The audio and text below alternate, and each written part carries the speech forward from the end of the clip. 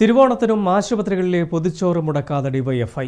കണ്ണൂർ ജില്ലാ ആശുപത്രിയിൽ പായസമടക്കം കരുതിയാണ് സമാനതകളില്ലാത്ത സേവനത്തിന് ഡിവൈഎഫ്ഐ പ്രവർത്തകർ പതിവ് തെറ്റിക്കാതെ എത്തിയത്.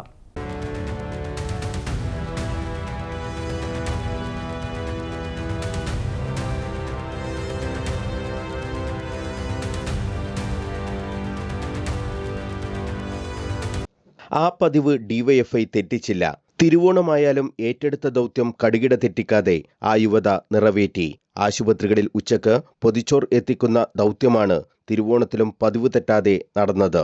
വീടുകളിൽ ഓണം ആഘോഷിക്കാൻ കഴിയാത്തതിന്റെ സങ്കടം രോഗികളിലും കൂട്ടിരിപ്പുകാരിലും കാണാമെങ്കിലും പൊതിച്ചോറിന് ഒപ്പം പായസം കൂടി നൽകി പറ്റും വിധം ഓണസദ്യയാക്കി മാറ്റുകയായിരുന്നു ഡിവൈഎഫ്ഐ പ്രവർത്തകർ. നിശ്ചയിക്കപ്പെട്ട യൂണിറ്റുകളിലെ വീടുകളിൽ എത്തിയാണ് പ്രവർത്തകർ പൊതിച്ചോറ് ശേഖരിച്ചതെന്ന് ഡിവൈഎഫ്ഐ മേഖലാ സെക്രട്ടറി കെ.വി. ജിതിനും ബ്ലോക്ക് അംഗം എ.ഇ. സായന്തും പറഞ്ഞു.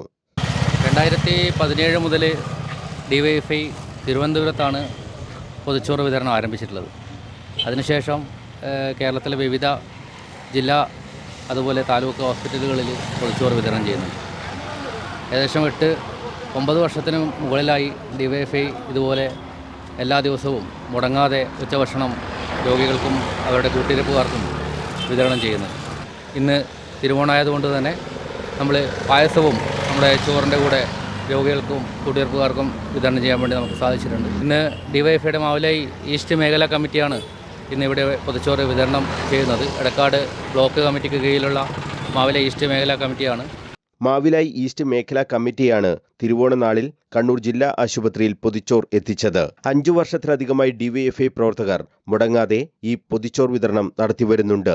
സമാനതകളില്ലാത്ത ഈ കാരുണ്യ പ്രവർത്തനം പരക്കെ പ്രശംസിക്കപ്പെടുകയും ചെയ്തു. News bureau, Kannur.